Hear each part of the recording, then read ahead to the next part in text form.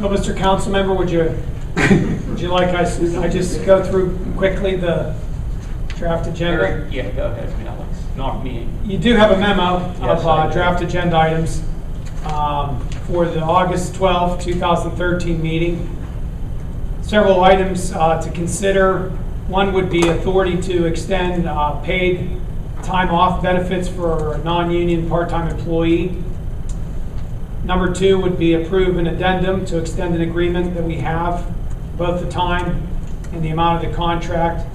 Currently, the agreement was signed last year, and it was a $10,000 agreement, and it would be to extend it one more year and add $2,800 to the total. And then Public Works, there was an issue related to the safe routes to schools. We discussed the idea of having an attached fee schedule for the transfer station for proposed increases. That's on a spreadsheet. It would take the municipal waste charge from $91 to $93, minimum load charge from $8 to $10, roll-off service from $185 to $190, per ton disposal tipping fee from $32 to $35. I think that's it. There's Joe, just in case I missed anything. I think you did. And then we're also looking at the idea of providing credit cards for the user, and it would be on their dime. So for example, if somebody pays... Is this a muni pay? Yeah. If somebody pays with a credit card at the transfer station, they would pay like a $2.50 service charge. They would pay. It wouldn't be $2.50 less out of our pocket. It would be $2.50 or whatever it is out of their pocket. It depends on what they end up purchasing. That's that muni pay. They also provide Municipay, I guess is what it is. Municipay also provides. They could buy parking passes. They could use their debit card. They could use their credit card, American Express, Visa, Discover, and all of them are the same way. There's no cost to the municipality. It's a convenience charge. The federal government, I guess, allowed credit card companies to give a service convenience fee to the user, to the holder. They can even pay their taxes. They can pay fines, whatever. So we're looking at that. If right now, or if they pay by credit card for some circumstances, They can't. I know they can't, but if they could, would the city be billed like a percentage from the credit card? Right. So this covers that percentage probably. This flips it onto them Yeah, instead of yeah. it onto us. It puts it onto Yeah, them. and And in the past, if you Great recall, idea. some gas stations were doing that. You'd pay a Yeah. little extra for gas if you Yeah, used your yeah. card. Right now, what happens is people come to the transfer station, they want to use a credit card. Darla says you can't. She keeps their driver's license, takes a photocopy of Yeah, it, gives it, tells them to go to the Mac machine and come back with cash. Yeah. Sometimes they don't come back. Is there a But fee most with the of them are debit cards too? But most of them are very upset. It's embarrassing because they just want to get their work done. They're not looking to spend another half hour going to chase down some money. Is there a fee for debit cards too, even though it's Yeah, direct? again, the fee would be on the user, correct? The one thing you gotta watch out for with those is they charge it, they leave, and then they dispute the charge with their company. Yeah. And that could be a royal That's a good question. pain in the ass. So, excuse me, edit that one. That could be a royal pain in the butt if that should happen. So we're gonna have to set up some ordinance that would provide penalties if somebody did that and they were being frivolous. So you're saying the question is related to disputed Right. charges? I'll charge it today and dispute it tomorrow. Okay. And then the last item on the agenda is related to the county CDBG program. And that will be for the August agenda, and more details to follow on that. Do you have any questions? I have none. The manager's report, I do have a couple copies of those. I don't have a lot of them, but I usually can email those out, so. There isn't a lot of us out here. Yeah. That increase in insurance, was that a negotiated item with the union? No, because it's a non-union employee. Oh, okay. The part-time person, is that what you're Okay. looking at? Okay. That's, Yeah. we have had a part-time person for 2 years now, almost, who's taken time off without pay, which is, Well, we voted on something one time before on giving some type of benefits to the people that come in that help on a basis, you know, Well, this person is allowed, for example, to pay into the healthcare. yeah, They're allowed to do that. Right. But under the union contracts, part-time employees get part-time paid leave. Yeah. So they get they would get, for example, if you get 10 days vacation, they would get 5. They get half. yeah. This person right now currently doesn't have any paid leave. And what we would look to do is, for example, in a year, allow the person up to 30 hours vacation and another 15 hours of, personal leave. And again, that would be paid time off. Have you ever thought about what I talked about at the one meeting about the people on the zoning hearing board doing more assistance in the city? Because like I said, we hadn't had a meeting for like 14 months, and we just put a new member on. Quite it. frankly, What the kind of zoning, things are you thinking of, Jim? but just Well, maybe just going around and assisting, looking maybe at the neighborhoods and advising Ann of maybe problems or something like that. Not contacting What you have to be very careful individuals. about is you can't be executive branch, investigator, judicial branch when we're hearing the Right. case when it comes in front of us. And you Exactly. can't contact the homeowners, and that's Zoning- a little different story, you know. unlike the planning commission, the Yeah. zoning hearing board is a quasi-judicial body. Right. It doesn't have, really, quite frankly, that kind No of power at all, leeway to you do know, it's that. strictly advisory The type. planning commission may do different things. They may have they may tour a ward and make, recommendations. But Yeah. you're a quasi-judicial entity. You're only to convene to conduct zoning hearing business. You're not to convene for any other reason. Yeah, I realize that, but it seems ridiculous for me to sit and wait for a notice 1 month and say, we're not having a meeting this month, and getting one for the next 13 months. The same thing. We're But that's not the nature of the no zoning meetings, hearing. no. But that's the nature of the zoning hearing board. Yeah. The planning commission meets more regularly because they may Okay. do from time to time those Yeah. kinds of items. And you I just never thought- know, I Jim, just you thought we might could go- help more, maybe. You might go look at a property and make suggestions and recommendations, and then a month later, now there's a variance being applied for that property. You've already kind of taken a position. Yeah, I know you can't talk to them, if you even drive by on the zoning, you can't stop and you don't want to talk to them and they tell you that, You just have to, you're like the lonely Maytag repairman, you just have to. Yeah, wait. but it's interesting, Yeah, I know. if you look into it, things like that. Any questions, Mr. Palmieri?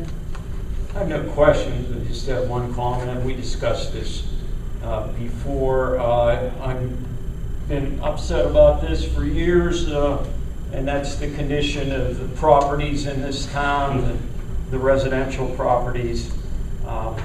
I just feel that people aren't taking care of their properties. They're showing very little pride. I think we've fallen down to as a city and the public works in terms of if the street gutters are filled with weeds, the storm drains, they're covered with, some of them have weeds all over them. The curb strips are ill-maintained, and it just upsets me. I look over at the post office, that whole block there is a federal office right there.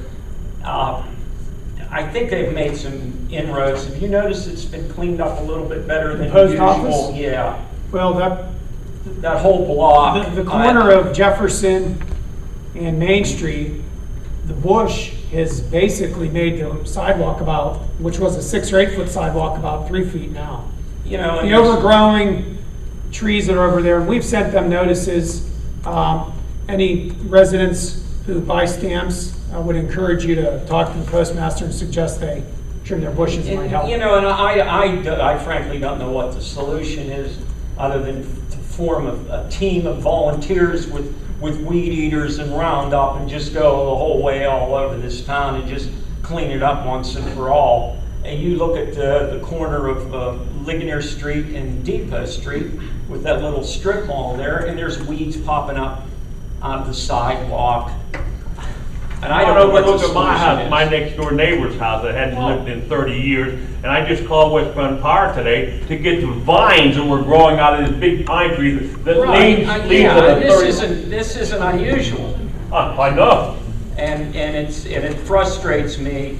I don't know if you, I know Alex is familiar, I'm sure, with the broken window theory. Oh, yeah. Yeah, They broke into the house, the police officer fell through the steps when they went through the it. broken window theory, it's a, yeah.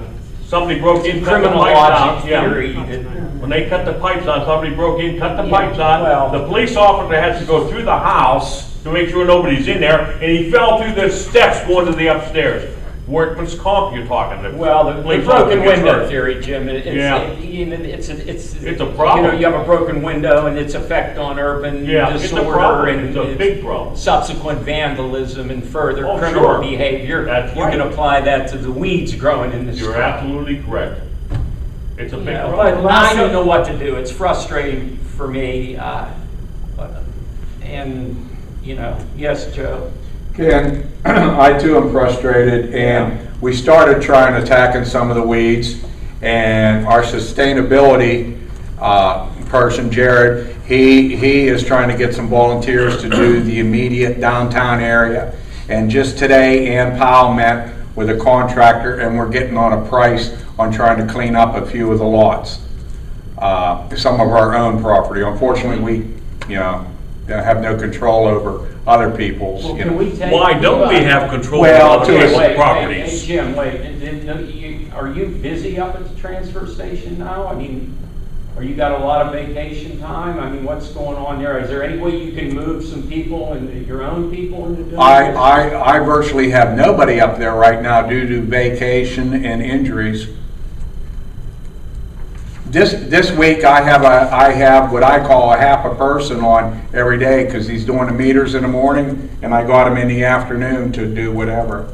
That's Gary, young Gary. That's young Gary. Yeah, I see him checking the meters in the morning, but, Well, the parking authority doesn't do that, huh? The meters. We work for the parking. Oh, okay. Yeah, we have a But we are management trying to agreement. attack some of them, Ken. yeah, I mean, it's just real frustrating and, I don't know what the solution is other than form an army of. While we're on the last note for me related to volunteers, and many of you know the standoff this past week resulted in, a very hard situation, both for, the professional police who had to make decisions related to life and death, to the family who lost, a member of their family to a person's house, which is no longer able to be occupied. But we had dozens of volunteers putting upwards to 26 hours, 24 hours, 18 hours of volunteer time. Oh, yeah. Number two, in Central here, we have Canteen, which, had 18 hours of service in, maybe 20 hours of service in. Number 6, Fire Station was, had to lose their bingo and gave up their night, and in the next Well, that was 24 around hours. zero there. Yeah, they did. Volunteers from around the area and other units, Murraysville, their medics, and others participated. It's a shame, the tragedy, but it's very heartening and enjoyable to see the amount of people who donated material, time, money, food, and in a very, very hot and stressful time. Hot both figuratively and literally. It's just amazing to see. I can't say thanks enough. Thanks to the out-of-town state police, thanks to the out-of-town medic crews, thanks to the firemen and the volunteer traffic police.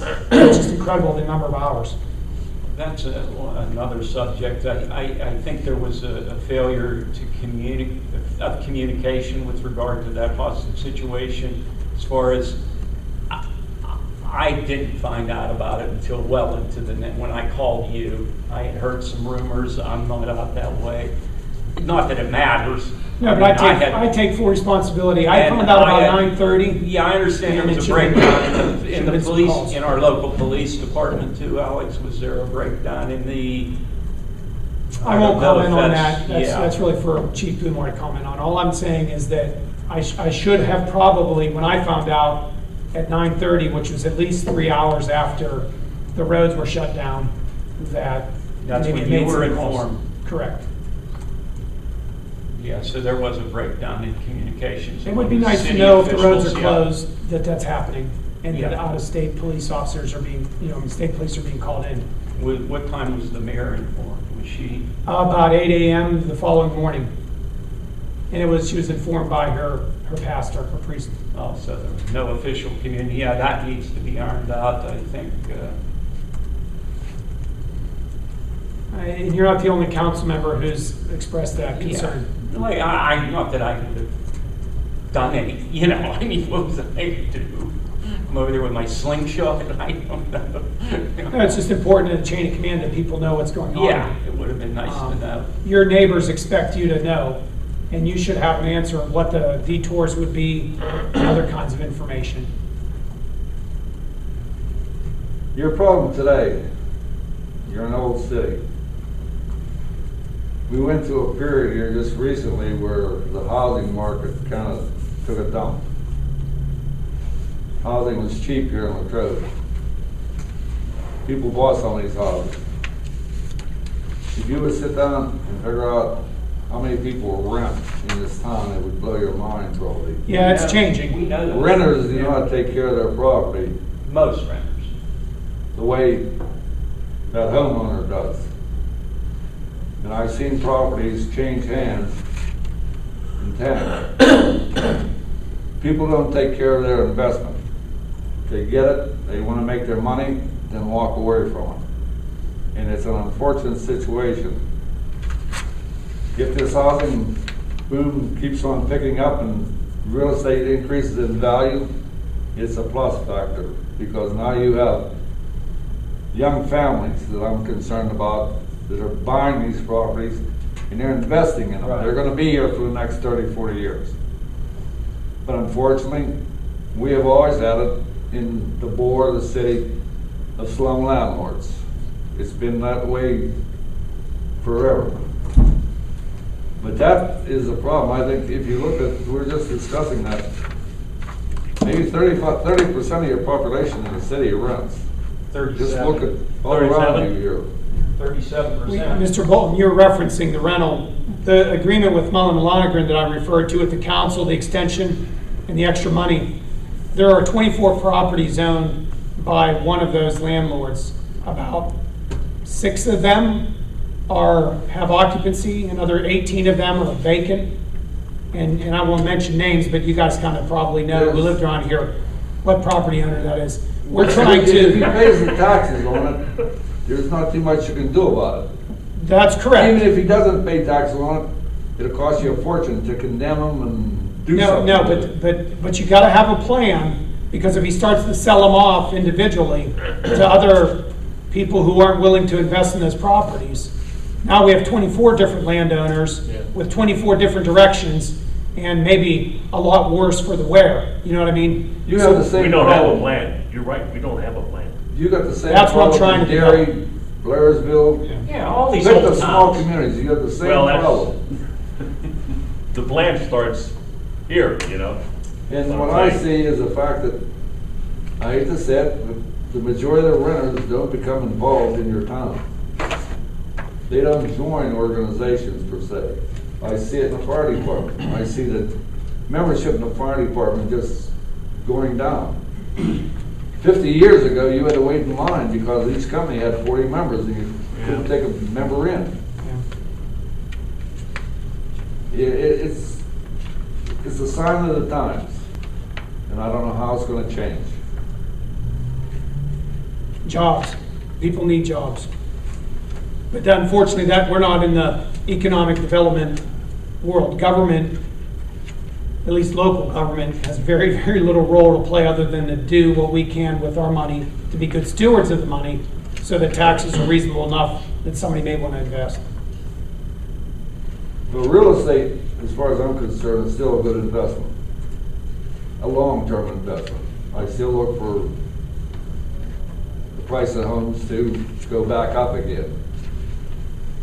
And you still, one thing about real estate, they only made so much of it.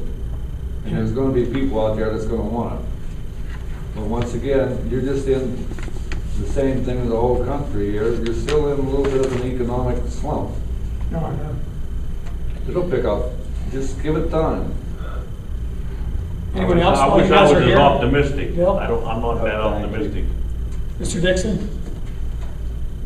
Any comments?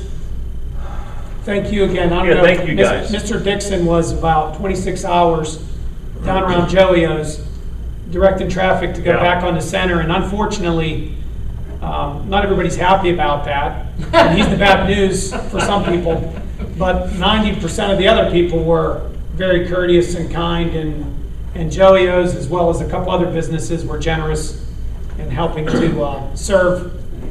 When I let Finn go, they called and asked to get me, and we were told that you was gonna take care of our profits for the night. How much? How much did you guys make? Huh? We'll bring it up in council. What's your normal pay? Huh? Well, a lot of people couldn't get in. What's your normal pay? What's your- $800 to Oh, $1,000. you're cutting into my, That's you're a cutting drop into my in the bucket casino for money you. there. You just said a couple of hundred.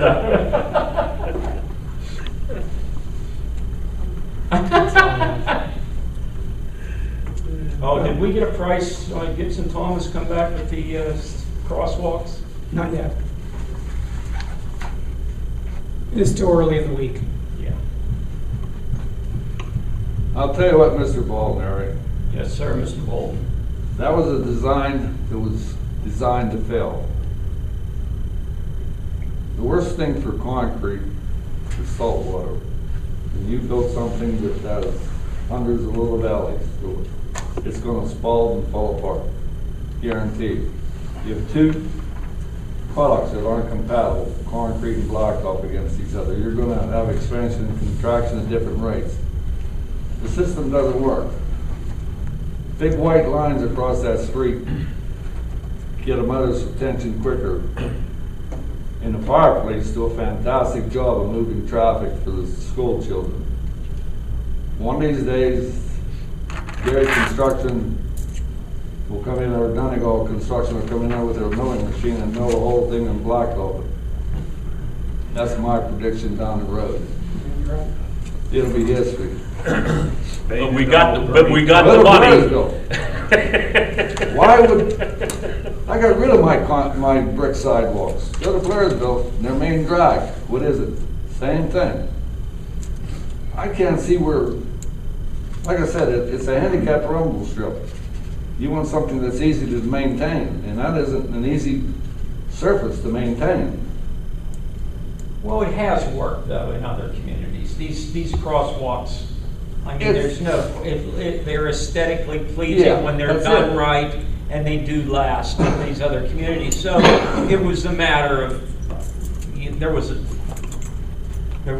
failure on, I have to power Any wash my number of sidewalks fronts. every year right. and seal it. And never, they allowed to put any salt on my sidewalk, even when the boys were home. You never put salt on the driveway or that. But you're still gonna get a splashing from the street and so forth.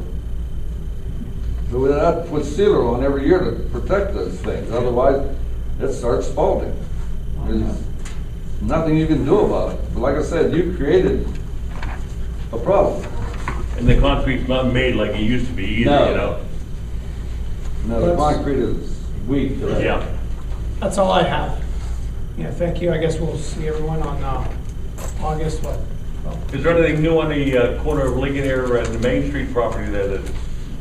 Yeah, they're in the process of being acquired by a private party who is working to have them demoed. So soon enough they'll be. I have a question I don't think you can answer. I've had a number of people ask me, and I don't know the answer. On your flag project over here on Depot Street, in the middle of the block, there was a large commercial garage over there. Back in, the 50s or more, the owner of the garage had a franchise for Hertz automobiles that he rented. At that time, they buried a 5,000 gallon storage tank for gasoline. The question's been brought to me and no one's been able to I never gave it a thought until it was, some older people had mentioned it to me about, is that tank still in the ground over there? They gonna remove it or just build over top of it, or has it been removed and nobody knows about it? Don't they Maybe have to that's fill the them with sand rumors, now? the rumors we've been hearing, maybe that's what, Well, I mean, the property owner, it's in their best interest to build on solid ground and to eliminate whatever voids, could cause potential we don't know. problems. No, I'm just curious. Yeah, I have not heard what they've excavated or what they plan to excavate. Nobody has told me that they've seen it removed. Jim, And do you there's been a remember- number of people that know it's there. Remember when we bought the lot up there that the Leonard brothers now have their law office? Yeah. There were 11. You don't want to even buried talk tanks. about that one. Didn't the law change that they had to fill them with sand or something if they were abandoned? Yeah, and then the law changed after that because we had all 11 removed. All those tanks? Yep. They had to be removed. That place was named the Hole from Hell. The But tanks but and the again, dirt related to and that everything. is DEP, which they have to get permits from as well, but I imagine, whatever environmentals that they've had to do would look for those kinds of things. Years ago, I When had, that auto my oldest dealership, now that son part-time told me dealership? he was in charge of a large project for Towards a Dairy large Dutch. company. And then when they started excavating, they started digging up drums. I said, put those suckers back, backfill it and get the hell out of there. That's, once you see that tank, you don't wanna touch it. And since then, they've told me there's a couple other properties here in town there, or ex-gas stations, they'll have tanks underneath the parking lot. Well, not only do you have to get rid of the tank, you have to get rid of all the dirt around. Soil. That's Oh, soil. yeah, that's control all to hazmat Ohio. now. Yeah, They that's sent all that out to hazmat. Ohio, it's the only place that could accept it, back then. Take it out to Ohio and dump it on the field out there. And you can bet they covered their tracks legally.